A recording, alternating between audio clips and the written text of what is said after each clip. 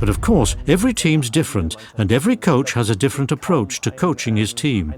There's no magic bullet, no universal recipe that works the same for every squad.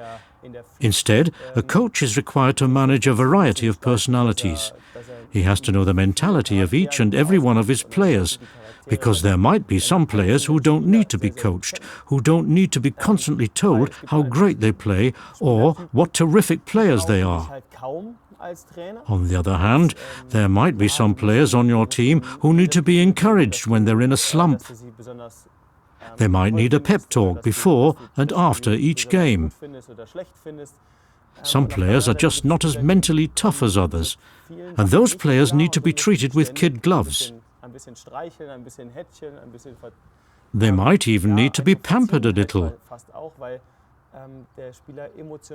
Like I said, every team is full of different characters and personalities. And as a coach, you always have to remind yourself that you can't treat everyone the same, and that each player has to be handled differently. It's your job to bring everyone together in a way that works for the team.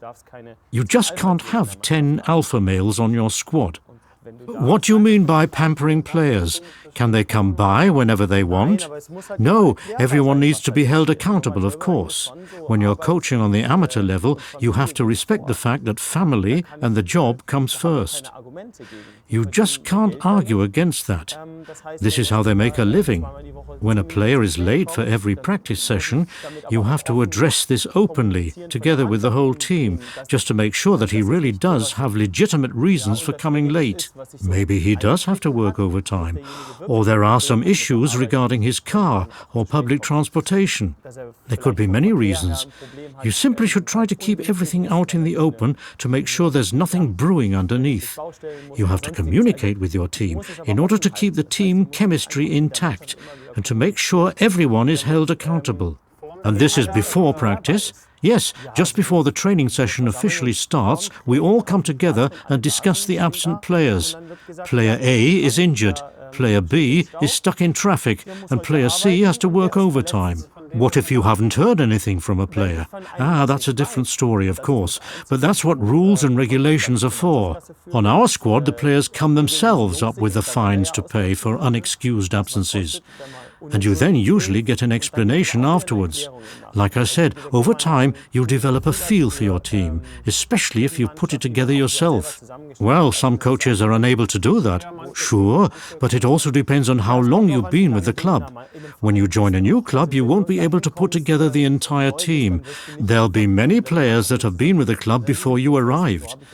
That's how I started as well. It's a long process that has to be encouraged every new season, little by little. You have to keep a credible and humane approach to coaching style. You have to be accountable. You don't want to be lied to. But at the same time, you can't mislead your players by giving them lengthy, excessive explanations why they aren't in the starting 11. I tell them when it's more of a gut feeling, instead of making up reasons that wouldn't seem plausible 2 weeks later anyway. You just mentioned your gut feeling. Does this mean that when you feel like playing Sammy instead of Johnny, even though Johnny was performing well the last weeks, you tell it to them just like that? Yes, of course I do. I'm the one making the decisions. When things go wrong, I'm the one who has to stand in front of them and tell them that we lost the game because of my decision. When they ask me why I did play Sammy, even though he wasn't playing the week before, I have to explain it to them and I have to take the blame. But I have to leave everything out in the open, and when I do that, the team will respect my decisions. They know that and what rules they need to stick to in order to be back in the starting 11 at some point. When you lay down the rules, do you tell your players what happens if they break them? Yes, there are always some minor repercussions, but everything has to be in moderation, of course. But what if it still escalates? Don't you have to throw the player off at some point? Luckily, I never was in the situation where I had to throw someone off my team.